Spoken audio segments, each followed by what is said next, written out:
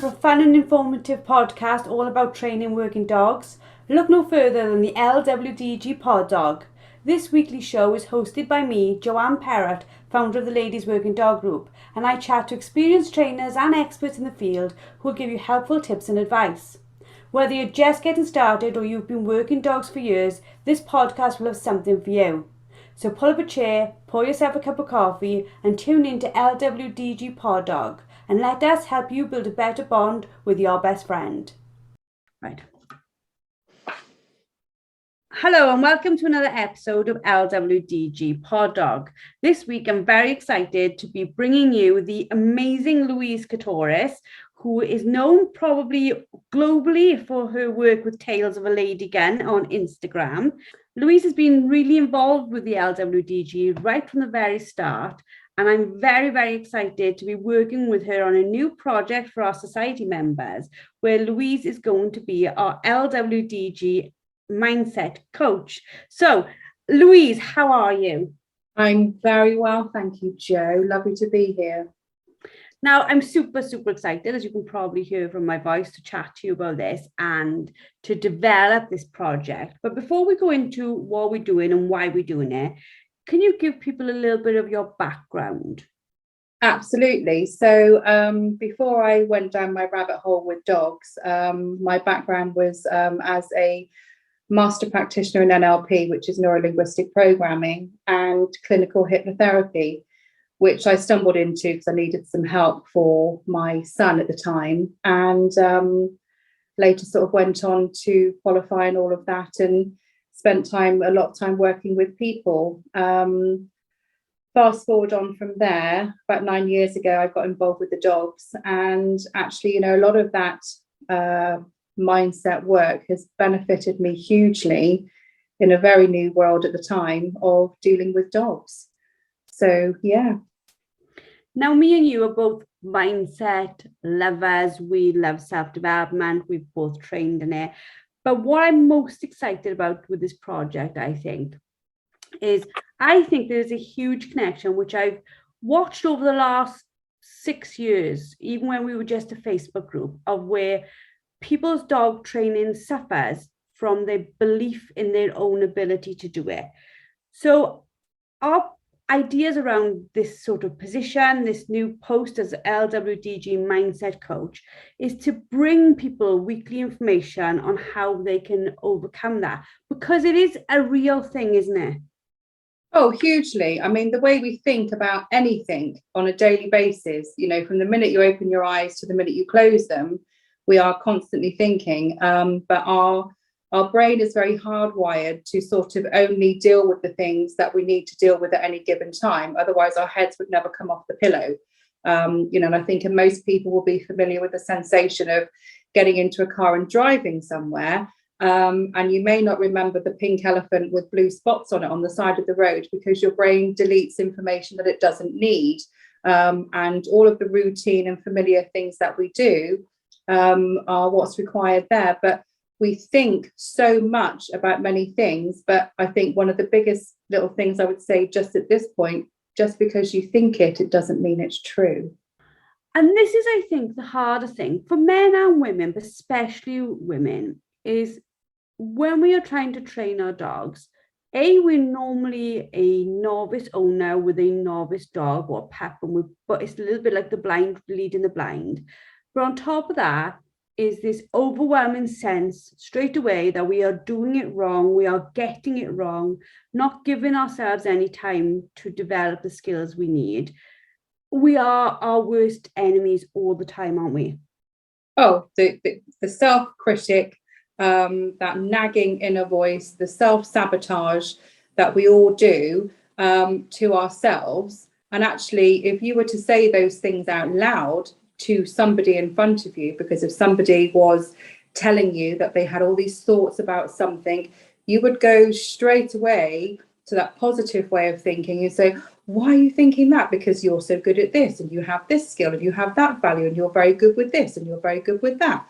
stop telling yourself these stories. And yet we do exactly that to ourselves, so it's like we don't give other people permission to say bad things about themselves, and yet we give ourselves seemingly full permission to give ourselves a really hard time and sabotage our thinking. So we have to unpick that.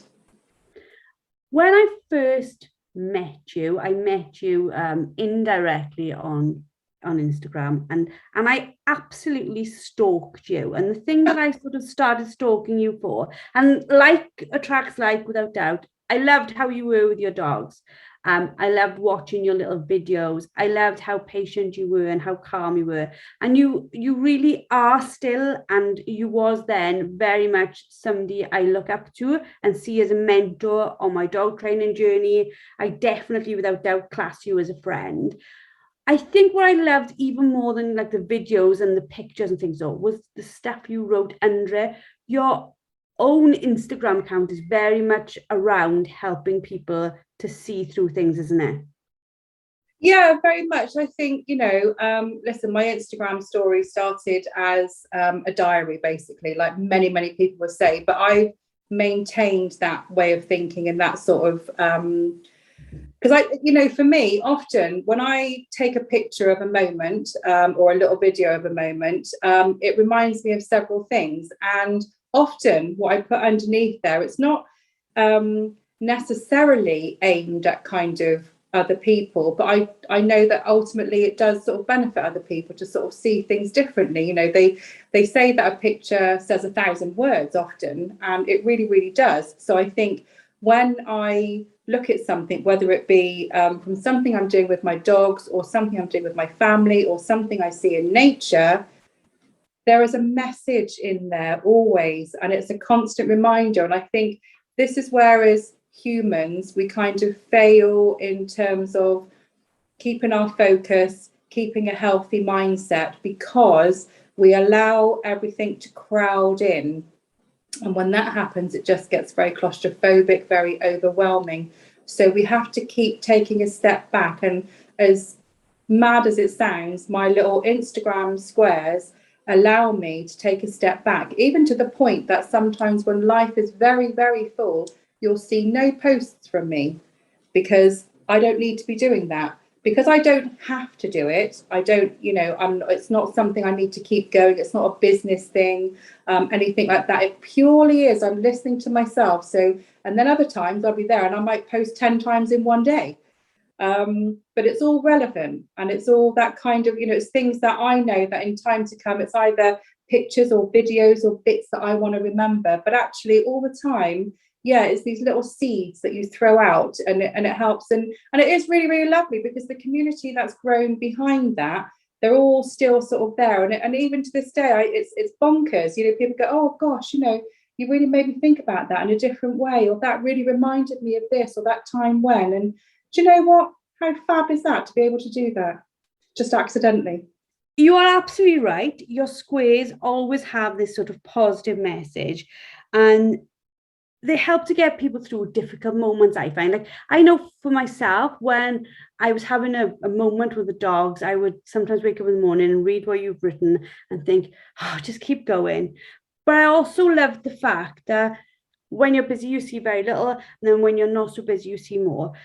It showed me that you allowed your dog training to fluctuate. It wasn't like so regimented. You weren't being hard on yourself if you couldn't get to it sometimes. Absolutely. And it's the one thing which, when I first came into dog work and this world, I didn't know that that's what I was doing. Many people who will have followed my story, they already know that, but for those that don't and that are just listening, I basically had 3 Springer Spaniel brothers. We went for a pair, ended up with 3. And so clearly the writing was on the wall that I was going to be the mad dog lady at some point down the line. When we lost one at 12 years old, we got a puppy replacement, because it didn't feel the same just having the 2 boys left. And I stumbled into puppy training, which happened to be with a gun dog trainer, breeder, etc., etc. He ran a shoot. I absolutely loved the training element and having this amazing connection, whether it was because I was at a time of my life when my children were all of a certain age, I had time and space to do that. But I loved what was happening. I had no idea what he was talking about. And he would use all this, language, which I now is very, very familiar, but it certainly wasn't at the time. And I just really enjoyed it, and the passion kind of grew. But when you do reach a point whereby you are now fully fledged in it, and it becomes a lot, and then expectation starts to step in, which is what I didn't have to begin with, because I didn't have any expectations of my dog. If it went and did a retrieve or not, it didn't matter to me, because I had no expectation of what that would ultimately mean at the end of the day. And I think so when it comes to training, it's a bit kind of like, I always think of it as like a graphic equalizer on the old hi-fi systems that we used to have. Shown my age here a lot. But, when you think of, people who are mixing things on a deck, it's very, very up and down, very roller coastery, it's not ever straightforward. And, if you have just, one or two dogs, then perhaps it's a bit more sort of simplified. But when you go bonkers like me and you have multiple dogs, but I just saw that as a way to, to relearn, to reinvest. Every dog brought something different. And, sometimes when I would hit a wall, you've got to take a step back. You've got to kind of go, whoa, okay. And even if it's just the one dog you've got, when you hit this kind of what seems like either a plateau or a barrier, or you're stuck, that kind of sensation, just hands up in the air, take a breath, sit back and think, right, where are we? And actually what you need to do is remind yourself of what you've done and how far you've come to start with. Don't think about being stuck, think about how far you come. Remind yourself actually that you and your, because it's a twofold thing, isn't it?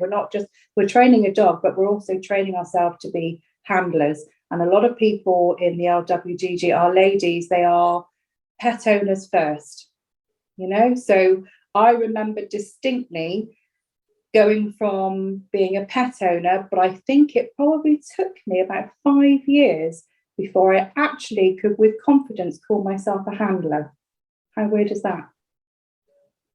I'm like 8 years into my journey, and if people talk to me, I'm still like, oh, I don't know what I'm doing. I'm a complete novice. But I think that comes from the pressure I put on myself for my dogs to be past good and be excellent. And that mindset doesn't help me, without any doubt. But also I think part of us doesn't ever want to say, and again, I think this is more women than men, we never really want to go, oh yeah, I'm excellent at that. Like, you can talk to a lot of men and they don't have that confidence. People speak to a lot of men and they'll be like, I can do that, I can do that. Women don't tend to be that forthcoming in their self-belief, do they? No, they don't. And it is a sweeping generalization, but men do generally tend to wear their egos on the outside and women will wear it on the inside. I think that we can be quietly confident about something, but I think we also kind of keep it real. And that's okay, keeping something real. It's only a danger if you are you let your sort of fears or that self-sabotage we were talking about earlier, that inner chatter, that inner voice, the negative nagging voice that just kind of, trips you up. If that's still present when you traveled quite some way into your journey, then I would say that's a standalone issue that needs sorting out and probably isn't just related to dog work.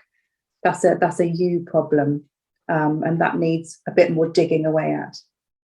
I think that's absolutely correct. Like, from a personal point of view, and I'm happy to talk about it, it is that thing, when people say, what are you scared of? For me, I know that I'm very, very scared of not feeling over successful, but for putting myself on a pedestal that maybe suggests that there's pride or ego. For me, I try to be as humble as possible. But the downside of that, when we talk about balance, is the fact that I can almost over humble myself. I won't accept, as much as I should, the journey that we've all gone on together. So I think that it is that, but I also think as well, I know from my own training, when I stand outside with my dogs, when they do something fantastic, I'm really, really proud of them. But when it's going wrong, I sort of like not beat myself about it, but I get really frustrated that I don't have the answers this long into it.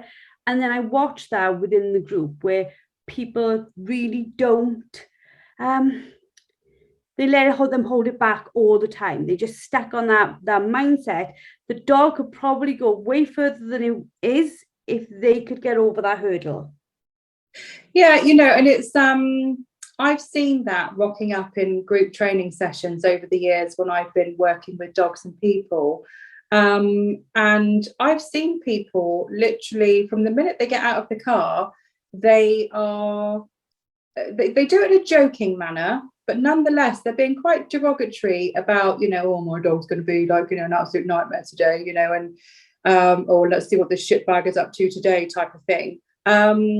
Because it's almost like people set it up to buffer themselves to protect that, actually, okay, so if my dog slips up, I already said so I was right, which goes to that place of people sort of feeling really uncomfortable about things going wrong. So, but all that does, if you set your mind up for something going wrong, is sure as shit, it's going to go wrong. So we have to become comfortable with, with being successful. And actually, the word ego itself, I think we have a lot of value sets and beliefs around all kinds of things. And ego is one of those words where, for the most part, people don't talk about it in a positive way. But actually, ego is quite positive. It's just that we see the word ego has been connected with vanity and, sort of being self-fulfilling. But actually, take some of that away and strip it back. Being self-fulfilling is actually very rewarding. And I think because there are some physical and visual connections to ego, we see it as a bad thing. But actually, having a good ego is good for you. It's quite building. It's a growth thing. So to be able to have a good ego and a good sense of self, because that's really where ego comes from, there's nothing wrong with that. But like everything else, we need to just keep it in check, and I think we can do that. But all of this kind of, if you set yourself up from the minute you get to somewhere with your dog for a training session, and you're already thinking in your head about all of the variables that might go wrong, guess what? They probably are. It is funny how we sort of self-sabotage ourselves, because I've spoken to lots of ladies who, just like me, might not say they're very developed in their dog training or that they are at a certain level. And then you can be talking to them informally and ask them something, and they will give you reams of really valuable information that really, really helps you. But if you then turn around and say, well, you know what you're on about, your stuff, they will literally shy away from it. They're like, oh, no, I don't give me that label of actually knowing what I'm doing. Yeah, so, okay, listen, you can be good at something. So the classic example in dog world is the people that choose to just have working dogs in the shooting field, be that, sort of bigger shoots, smaller shoots, rough shooting, walked up shooting. And then you've got your people who like to do the working tests and trialing. Now, so two very, very different mindsets of people. Now, there are a lot of dogs who work in a shooting field and could probably be a trialing dog or a working test dog and achieve certificates and blah, blah, blah. But you've got those people that just don't want that pressure. They don't need to prove themselves. And that's not to say that people who are doing working tests and trialing have something to prove. But sometimes they do have something to prove, and that's absolutely fine. But the people who sort of sit over in the camp of just enjoying what they do, and you take some of that pressure away, but then there are other people who thrive on pressure. They're the people that are just a bit more relaxed about it, but nonetheless, actually, they can still be quite critical. I've seen people, in a shooting environment who are, quite rough with their dogs because, the expectations there. So, that's going to be across the board. But actually, I think, when we put ourselves under pressure, so you can be good at something I've come across many trainers who are really, quite humble, in their ways, and they don't have to have a big blaring, business account that sort of shouts everything. And I think a bit sort of like, what you were talking about with yourself, because you spearhead this wonderful group of women, and it's something which is going, but your passion, and I think what always shines through is actually it's your passion for helping others. And whilst you do that, you're able to glean all of the nuggets and, information that you need in order to get the best out of your dogs. So therefore, I know that you personally have never wanted to be seen as a gun dog trainer, but the reality is that you probably possess all the skills to be one, but you don't have to be one. And you see, these are the choices that we make. You can have a massive skill set, but it doesn't mean to say that you've got to have all of the lights, that above your head, neon lights saying, look at me, look at me. Now, for some people, they might want that. And so for them, achieving all of these different things lines them up to be set in a business position, with their dogs or whatever the business is, but obviously we're here with dogs. So, and that's absolutely fine. And I think that people align themselves. So when we talk, the ladies often talk about finding the right trainers, we align ourselves with the people that kind of resonate, with us, that they know their worth. And I think for a lot of our women, it is about kind of having the confidence to know your worth and then take it in whichever direction you want to. Just take it as enjoyment, or take it off down a path where you can have goals and be successful and grow it to something else that you love. As always, wonderfully perfect advice. You talked a little bit there about the group. How did you get involved in the group to begin with? Yeah, it's really interesting because it feels like such a long time ago. And I think, and obviously where you started to do something on Facebook, and I was, so if that was 8 years, and I would have been a year into mine, so I'm 9 years this October. For me, the whole world was, there was so much that was new. I knew literally nothing apart from, working with the guy who I originally trained with. And then not long after that, I started to learn to shoot. And then your little group popped up. And of course, and because it was ladies, that was very much an appeal to me, because at the time, we still know it is quite a male-dominated arena, but actually I think that's getting a lot less so year upon year. And we certainly have all kinds of, shooting groups of women, be that clays and games and dog work. And we've got a lot of women trainers out there. So we have a lot of choice now. I think a lot of the only thing that makes people stuck is geographics. But yeah, it was really nice to be amongst, a growing group of women who talk the same language. Whenever I would put something in or something would be there, everybody knew what they were talking about because it was just on the same level.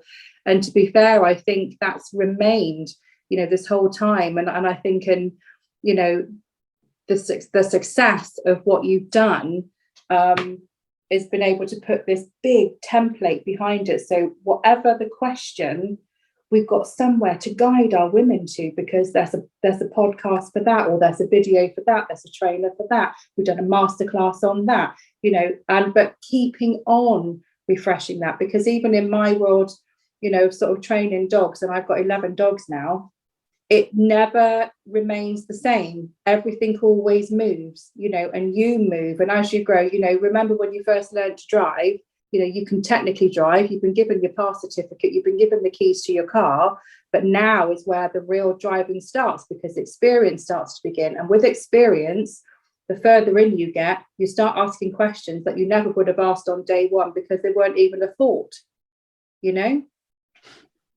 You say we're driving there, and just a little memory popped in. I like to share my little memories of Dad. But when I was 16, I wanted to drive a moped because I wasn't prepared to wait to be 17.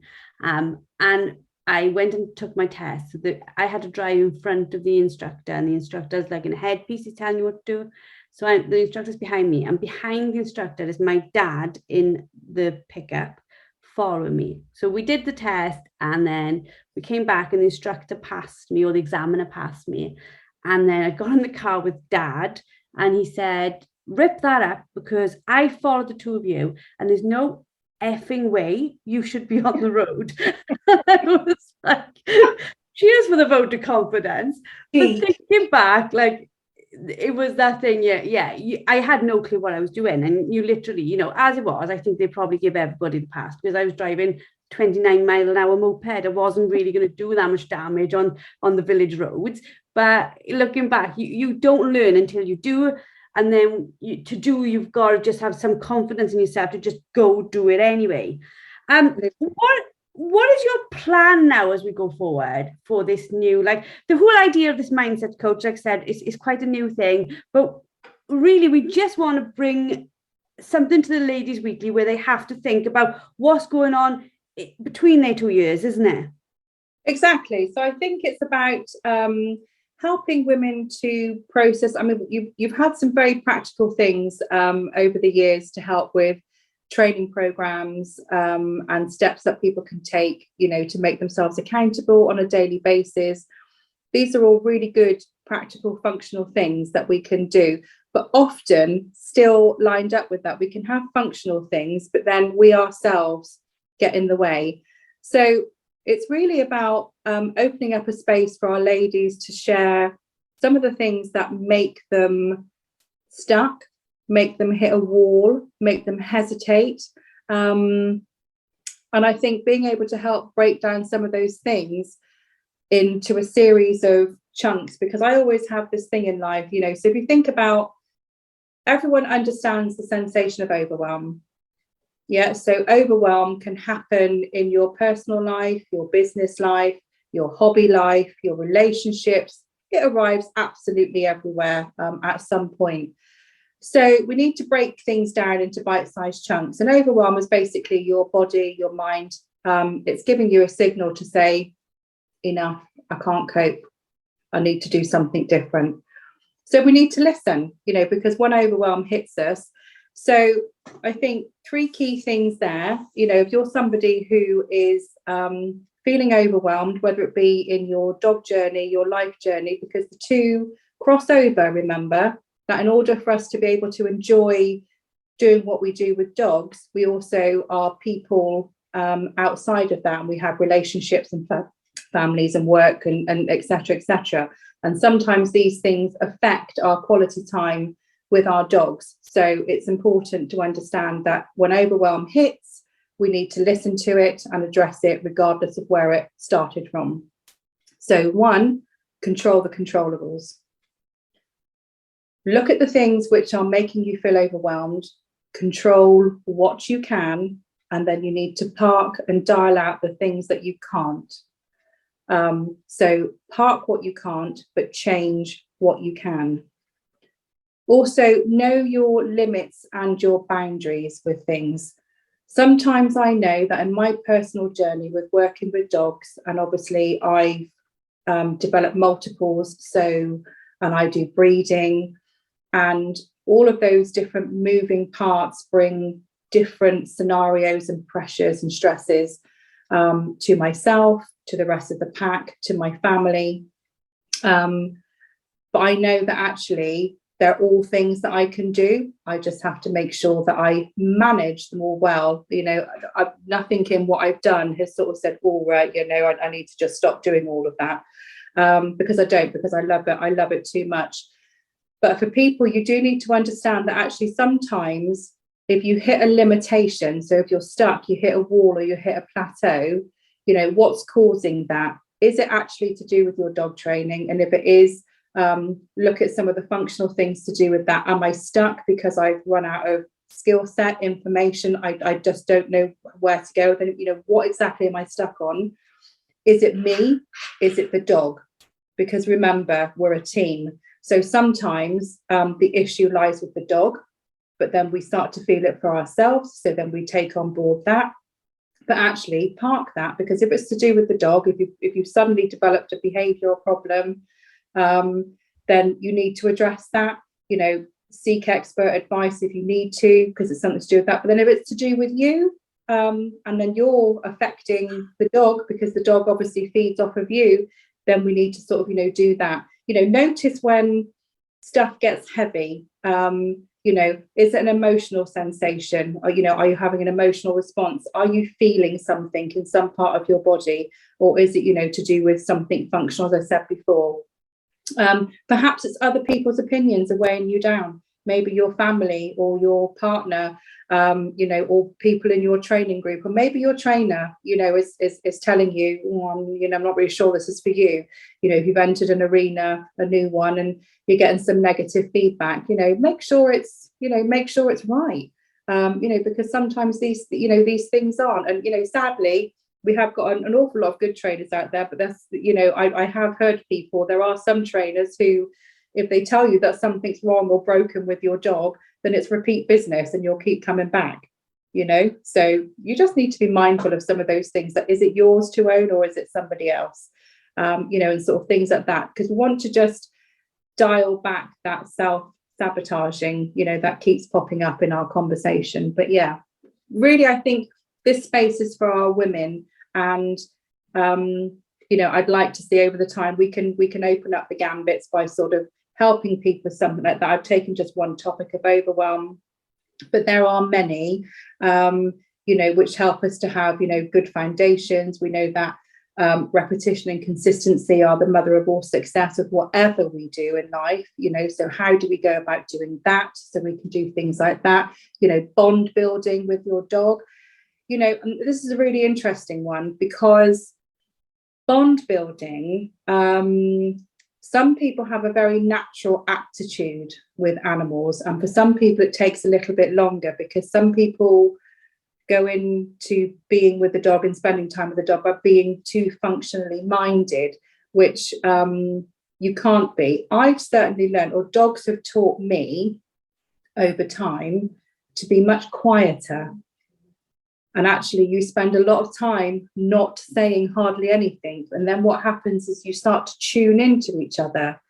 And, that's a whole other area that we can help women in learning how to tune into their dogs by noticing things. And a bit like the driving analogy we just used, once we know how to handle a dog in the basic sense of the term, we now need to grow our experiences. But the only way we're going to notice a lot more with our dogs is if we're a lot quieter. Taking a step back, teaching people how to take a step back rather than a step forward, because not everything is progressively forward. Sometimes we do need to take a step back, whether it be to see the landscape differently, or actually we just need a breather from it, because sometimes we can go too hard and heavy, even if it's something we love and we enjoy. It can take over too much, and sometimes we just need to take a step back. But more importantly, we need to enjoy the process. The minute it starts to feel like it's hard work and it's not enjoyable, you're going to feel it, your dog's going to feel it, frustration is going to set in, and that just brings in a whole bunch of negative squatters in your mind, and we don't want to give those the keys to your head.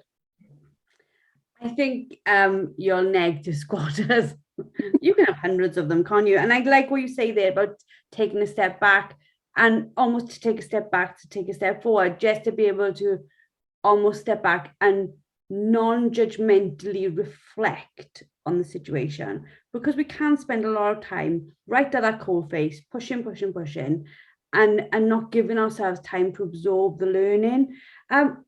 The information that you're going to be producing is going to be in the membership, in the library, in the whole area for you called Mindset Matters, which will be Louise's space to bring to us her knowledge and how it relates to dog training. But what would you like people to do? Would you want people to comment on stuff? How would you want the community to engage with you?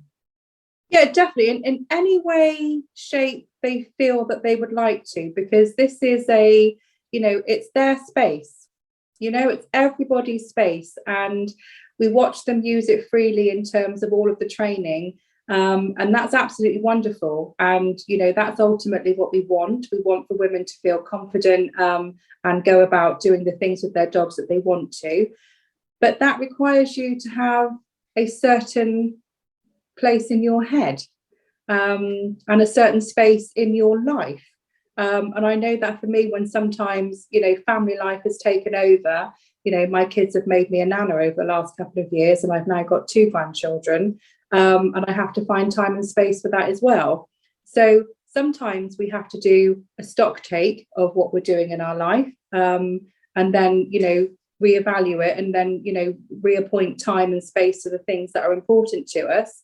And there's a whole bunch of other things that maybe your time and resources, they change because your life has changed, your work has changed, you lose a job, you get a different job, the hours are different, etc., etc.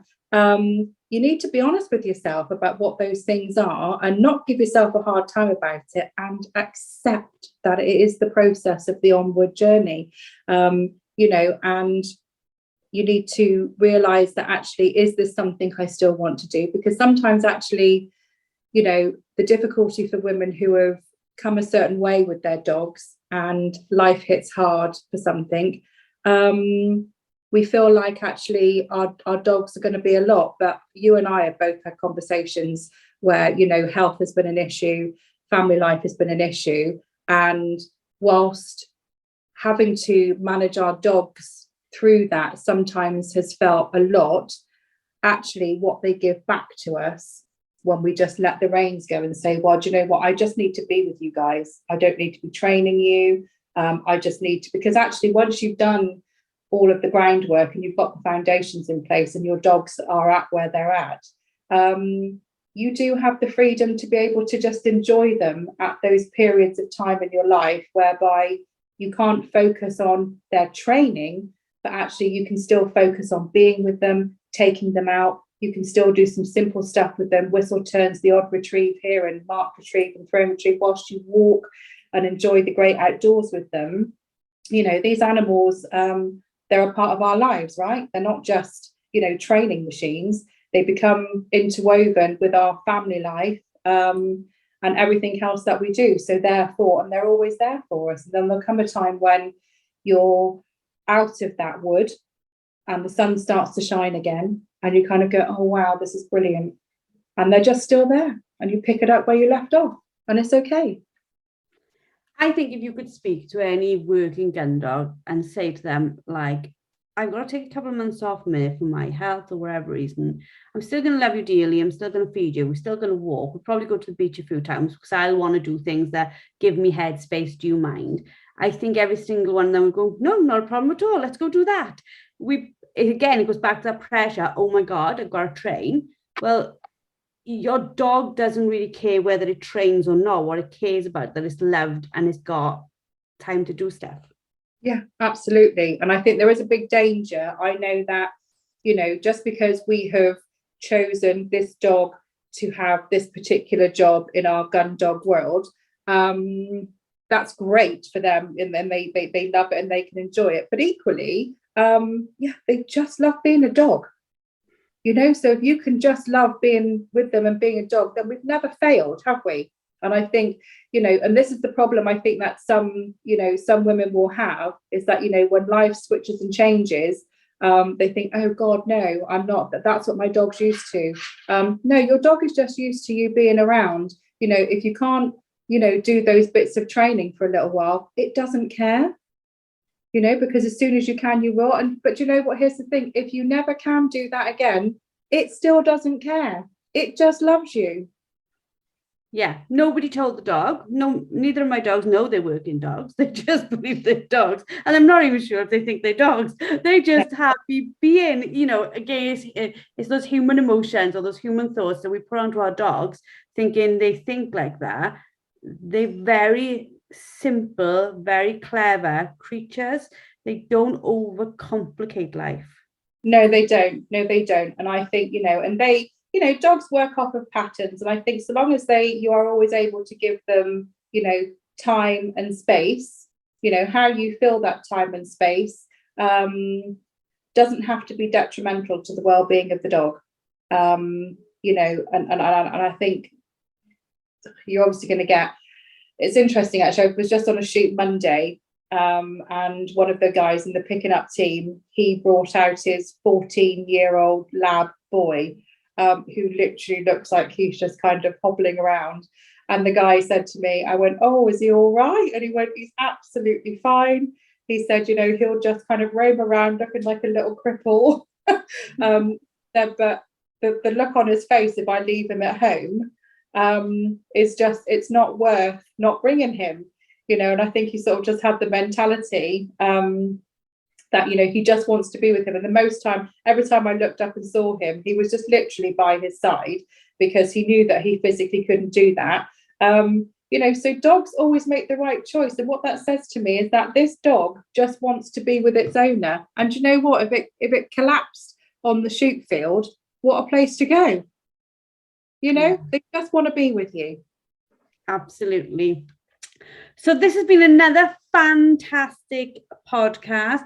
For society members, you will be able to access Louise's information, her mindset coaching very, very soon. It'll be in the library under the Mindset Matters section. It'll be a mixture of different content so that you can access it as and when you want to.